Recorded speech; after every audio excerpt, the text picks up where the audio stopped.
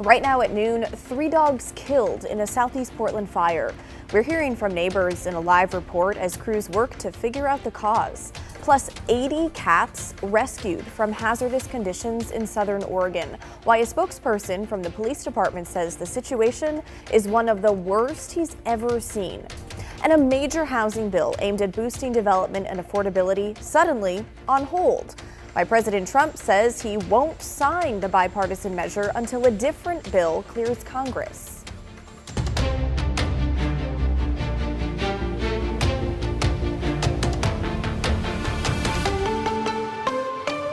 Well, we are tracking 2 developing stories out of Washington County this afternoon. Right now, investigators are working to figure out what led up to a deputy firing their gun at the McDonald's on Southwest TV Highway. Meantime, a 15-year-old is in critical condition after getting hit by a car in Beaverton.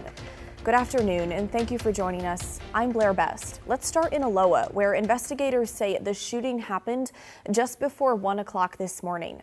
The Washington County Sheriff's Office says they responded to reports of a man damaging the windows of a McDonald's on Southwest Tualatin Valley Highway. Now, it's not clear what led up to the shooting, but police say a deputy fired their weapon. No one was hurt, and the suspect is now in custody. The Washington County Major Crimes Team is investigating. Meantime, a 15-year-old is in critical condition this afternoon after Beaverton police say a driver hit the teen in the intersection of Southwest Shoals Ferry Road and Loon Drive. Now, this happened just before 6:30 this morning. First responders rushed the victim to the hospital, and police say the driver, who was also a teenager, stayed on scene and is cooperating with investigators. And Portland Fire says 3 animals died after an early morning house fire in southeast Portland. 1 dog survived and no one was home at the time. Let's get right to Corey Johnson, who's live on scene with what we know so far. Hey, Corey. Yeah, good afternoon, Blair. Certainly a tragic story this afternoon. Portland Fire says 3 dogs died while 1 survived in that fire that completely gutted this home here in southeast Portland, off of 141st Avenue in the Mill Park neighborhood. Now, Portland Fire says when they got here, crews worked very quickly to put out those flames. And the fire department says a down power line in the backyard made things much more challenging for those firefighters. There was concern about a disabled person living inside, but thankfully they were not home at the time. But 4 dogs were, and 3 were killed in the blaze, and 1 was taken to Dove Lewis and is currently getting treatment. Now, we also spoke with one neighbor who was at home as well, who says she heard the explosion and she was concerned the blaze would spread to her home. I can't imagine. I just can't imagine. And I'm just thankful that no human lives were in danger. So that really was a blessing. As you saw, the house, a total loss this afternoon, and it still smells like smoke in the air, even though those flames have been put out and the cause of fire still under investigation this afternoon. But as we work to learn more details, we'll continue to keep you updated on air as well as on KGW.com. Blair?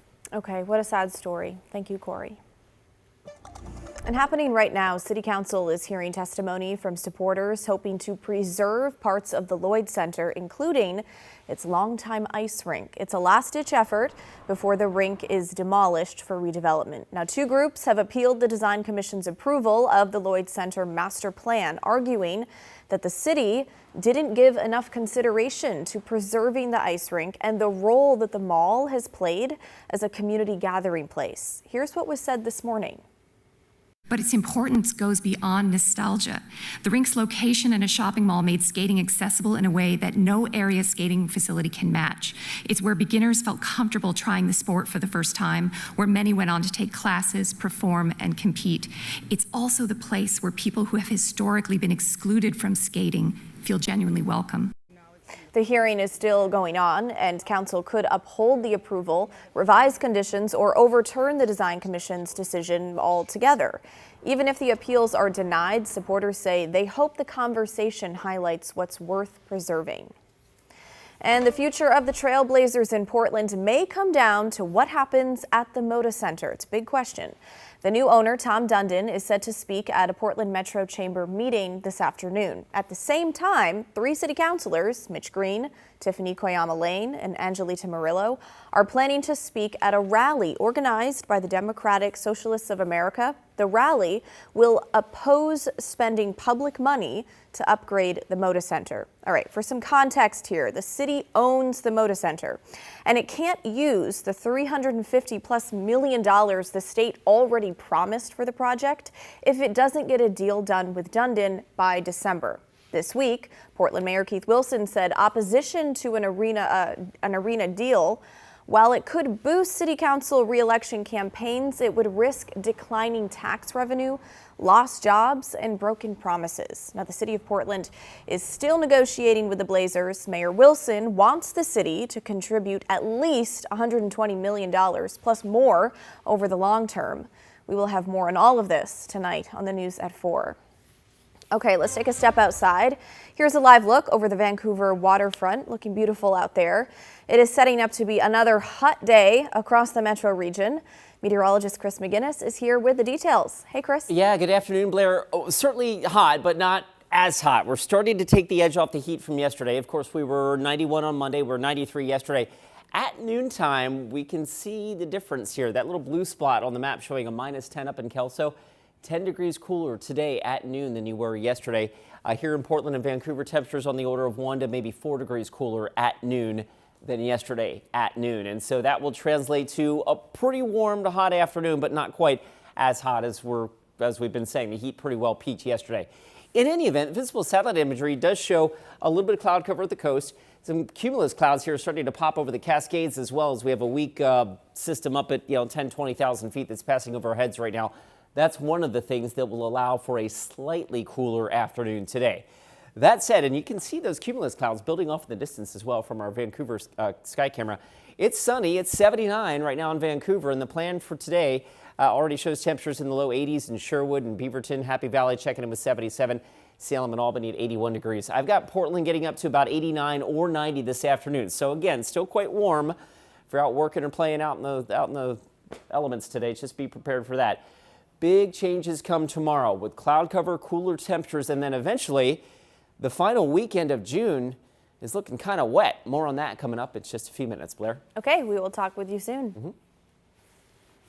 All right, here's a look at some national headlines this afternoon. President Trump suddenly and unexpectedly canceled today's scheduled signing of a housing bill, saying he won't add his signature until a sweeping elections bill is approved.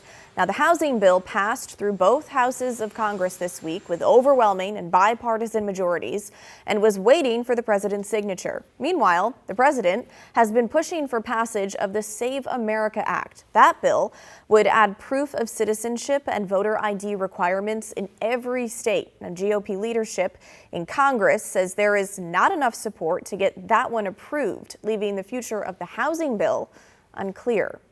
And President Trump says he's ordering the Justice Department to look into what he called gouging by big oil companies. Trump posted on Truth Social, writing, "The big oil companies are not dropping their prices despite oil prices dropping like a rock." The international oil benchmark Brent crude slid to under $77 a barrel on Wednesday, and the U.S. West Texas Intermediate was trading at under $73. It's a sign of easing tensions after the U.S. and Iran agreed to work toward ending the conflict. And Camp Mystic in Central Texas has filed for bankruptcy. That's the summer camp where 28 people died in catastrophic flooding last 4th of July. 25 of the victims were young girls. State investigators recently concluded that the camp did not have adequate emergency plans and started evacuating people too late. In its filing, Camp Mystic's operations said the property may pose a threat to safety and needs to be physically protected from weather events. They also noted that camp debts exceed $10 million. Okay, severe weather and weather-related disasters hit communities across the country in recent days, from torrential rain, flooding, and high winds on the East Coast to wildfires raging in the West. Fires also burning on the other side of the Atlantic as relentless, deadly heat tightens its grip on Europe. Reed Binion has all the details. It's heartbreaking. It's heartbreaking. Residents in parts of Virginia picking up the pieces after storms packing high winds ripped through certain areas, ripping off roofs, knocking down trees, and leaving many without electricity. Severe weather and heavy rain also causing flooding this week. A torrential downpour in Massachusetts led to street flooding, leaving cars stranded and police escorting at least one driver to dry land. On the other side of the country, water is not the problem. It's part of the solution as crews battle wildfires in the west, including the Cottonwood Fire raging in Utah. That blaze creating an otherworldly orange haze in the skies over Goblin Valley State Park. And it's not just the U.S. Overseas, authorities in several countries in Europe are fighting wildfires as well this week, including Greece, where firefighters battled flames outside Athens, and France, where a heat wave helped fuel a fast-moving wildfire. That oppressive heat hitting several other countries as well, including Switzerland, Germany, and the UK, where hundreds of schools closed or moved to half days as temperatures soared. I do feel a lot more hot, and it's harder to go to the park and have a nice time outside. I'm Reed Binion reporting.